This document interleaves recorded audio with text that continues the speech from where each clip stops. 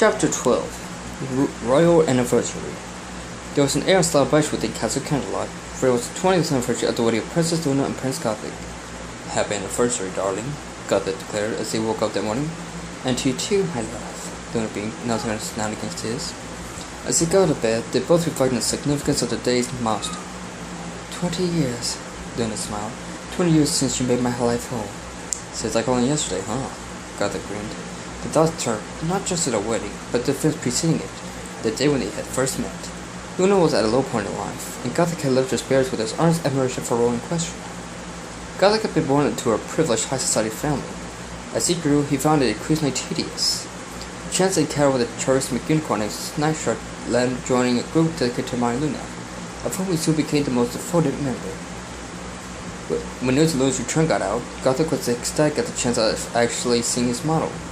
He got his wish, and more. When the shade of Nightmare Moon returned, Gothic risked his very life to help Luna, earning the princess's friendship. Not long after that, Luna realized she had developed romantic feelings for Gothic, and confessed those feelings. Gothic, though surprised at first, quickly returned her feelings, and became her official consort. A few years later, they were married, and not long after, had their daughter, Consta. At first, Gothic couldn't be happier, but as the years passed, he worried that he would grow old and pass away, leaving his wife and daughter. Alongside Shine Paladin, he embarked on a perilous journey to find an ancient artifact that could grant them immortality, allowing them to stay by the way for all eternity. When Luna found out, she was the first shocked by Gothic's goal, but couldn't help but be touched by the desire to be with her for all of time. Gothic and Shine achieved their goal, and Gothic and Luna were happier than ever. As the two came downstairs for dinner, the rest of the royal family greeted them. "Good morning, and happy anniversary," Slade smiled. "Thank you, sister," Luna grinned. "Ditto, Mom and Dad." Ken still hugged them both. "Thanks, sweetie," Gothic smiled. "I hear this is your 20th year," Shine added. "You ought to be proud." "Oh, we are," Gothic chuckled. "If you don't mind my asking, Luna, how did Gothic propose to you?" Jessie asked. "Oh, it was a beautiful proposal," Luna sighed. 21 years ago.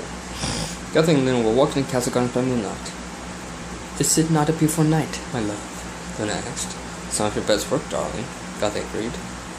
"Luna, there's something I want to ask you." "What is it?" Luna asked. "In time," Gothic said cryptically. "In the meantime, follow me."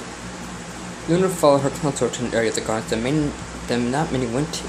As they turned a corner, she was shocked to see a grove of night flowers, planted so that they spelled out, "Will you marry me?" "Gothic," Luna gasped. "Luna, our time together has meant the world to me," Gothic confessed. "I love you like I've never loved any pony before. Nothing could make me happier than for you to become my wife." Luna gulped. "You don't have to answer right away," Gothic said nervously, fearing things weren't going as planned. "You can take it on." "Yes," Luna smiled. "I will be your wife, Gothic." "Really?" Gothic smiled. "Really," Luna smiled. "You are my one and only love. I can think of nothing more wondrous than to be bound by you in holy matrimony." "Oh, Luna," Gothic beamed. "You made me the happiest son in Equestria, and I the happiest mayor," Luna countered. The two kissed deeply. The present. "How romantic," Jessie sighed. "My proposal was just as romantic," Bluebird pouted. "If not more so." "Of course it was, darling," Jessie hugged him. "Lucky for me, you guys did get married," Shine declared. "If not, I would have had something with experience on having Princess for wife. There were times when you really helped me, Gothic. Remember that talk we had just before our trip to draft a piece of code with the Changelings?" "Boy, do I," Gothic nodded. 2 years ago. Mere hours before their scheduled depart, Gothic discovered Shine in the royal study, staring into space. "What's up, Shine?" he asked. "Oh, hey, Gothic." Shine turned around. "I'm just thinking." "About what?" Gothic pressed. "This whole prince thing," Shine sighed. "I never really thought about what marrying Celeste would mean. What kind of royal duties I'd have to perform." "You were worried about the peace talks?" Gothic deduced. "Yeah," Shine nodded. "What if I say or do the wrong thing, and the peace talks break down? I could be responsible for causing a war." "Relax, pal," Gothic chuckled. "It's never as bad as that." "Yeah, but still," Shine gulped. "I know how you feel," Gothic declared. "When I became a prince, I was worried about screwing up too. Case in point, there was this big diplomatic dinner I had to attend. I was so worried about messing up, I actually puked on a Griffin dignitary's talents." "Yikes," Shine grimaced. "How'd you get out of that?" "Like for me, the ambassador was understanding," Gothic smiled. "That's where I was new to the whole prince thing and cut me some slack. After that little episode, I started getting better, little by little. That's the only way you can do it, Sean. Just keep working at it, one step at a time. Okay, Sean added. And if I mess up, then you'll be just like the rest of us. Gothic smiled. The present. I never forgot your words of advice. Sean smiled. To this day, I live my life by them. Happy to help, bro and all. Gothic chuckled. Over the course of the day, Gothic and Luna received gifts from well-wishers. One in particular was from Gothic's old club, whom we still kept in touch with. A snow globe containing models of 2 of 1, and a card with words of congratulations on it. At lunchtime, Bluebud joined Gothic in the study. So, 20 years, he smiled. Seems like 1 year ago I was protesting Aunt Luna making you her consort. Yeah, good times, Gothic joked. I'll admit I wasn't the best one all around, Bluebud noted, but I still owe you a lot. Like when Dusty was pregnant with twins, 2 years ago. It was the middle of the night. Gothic, having gotten a glass of milk from the kitchen, was returned to bed when he spotted Blue Blood on the balcony.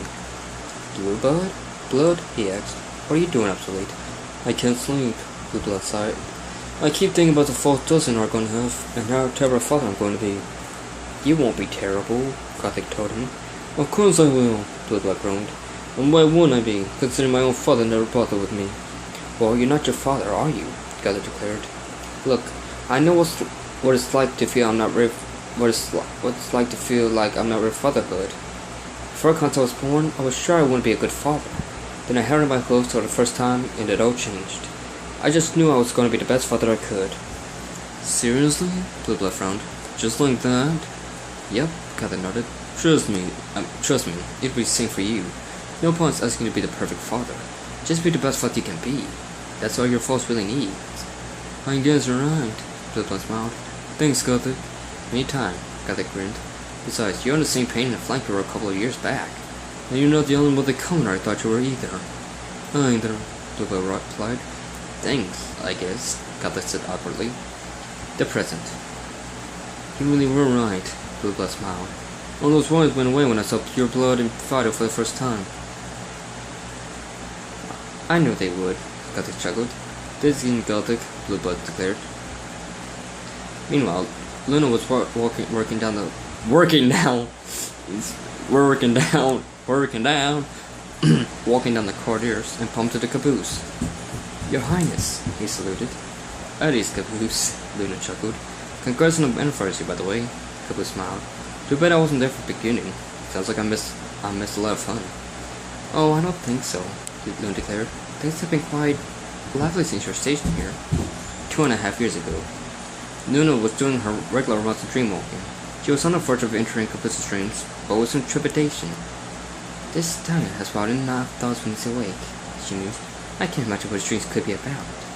As Luna delved into Caboose's dreams, she saw some unusual sights. Giant cannons, miniature cockroaches, and something else.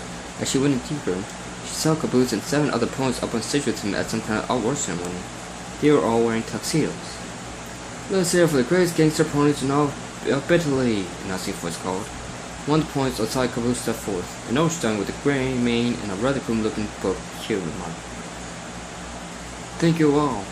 I'll tell you, it's not easy to maintain the title of the most powerful mafia family of Eurodeo. But when you have your son boys big on the slack, it's not all that bad hard. Because there are 2 things that are vital in an enterprise's survival is trust and family. He then turned to Caboose. Am I right, Caboose? Yep, Caboose nodded as he joined his brother. Now there's one thing you can be sure of, is that nothing is more important than the power of the family. Except a Battalion War DX airship. A Battalion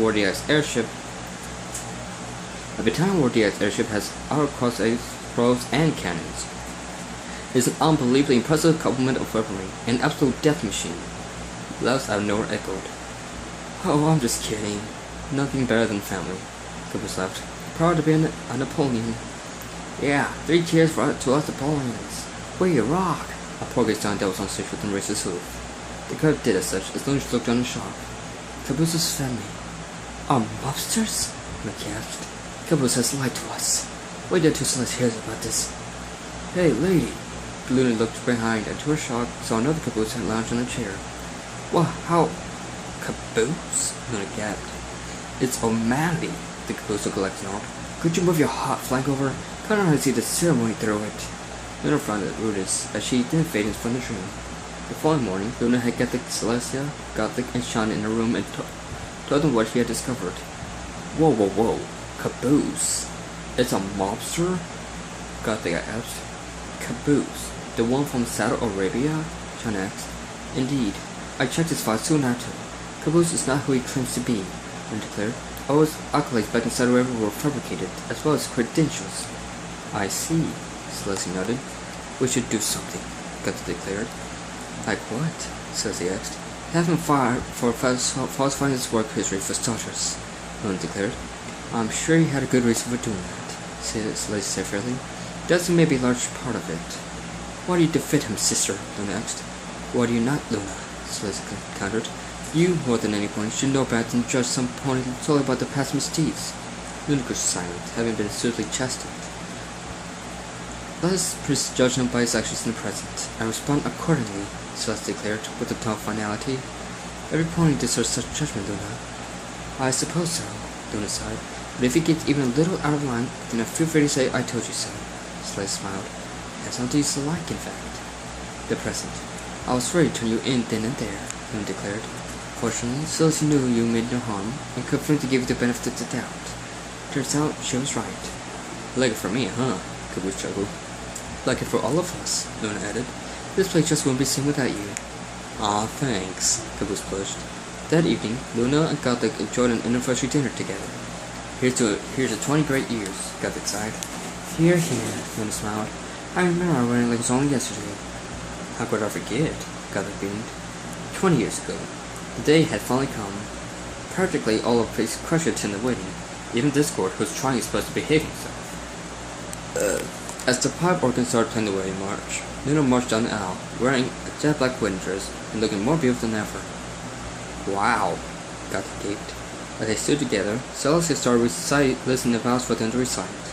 Gothic was only half paying attention, focusing on the beautiful man in front of him. You may now kiss the bride, Celestia declared.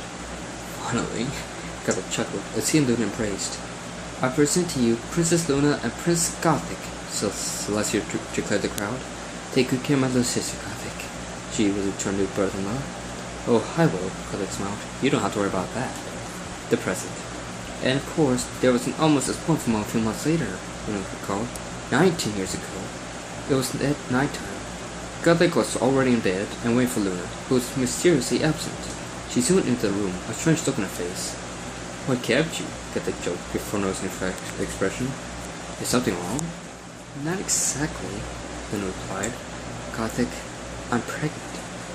You, Gothic wheezed. Brig. That's right, Luna kissed him. You're going to be a father. This is a dream, isn't it? Gothic says. You're inside my mind. Give me the best dream possible.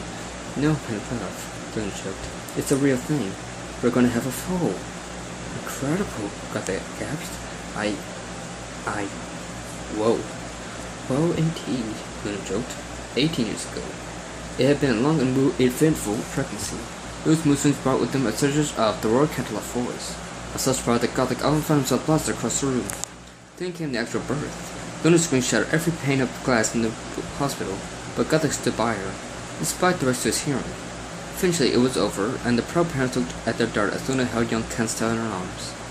She's beautiful, Luna cooed, especially her eyes, Gothic noted, brighter than the brightest constellation. Then that's what we shall call her, Luna declared. Constell. I love it, Gothic smiled, and I love you. And I you, my darling, Luna purred. The two kissed tenderly. The present. These past 20 years together have given us so much, Luna noted. They sure have, Gothic agreed.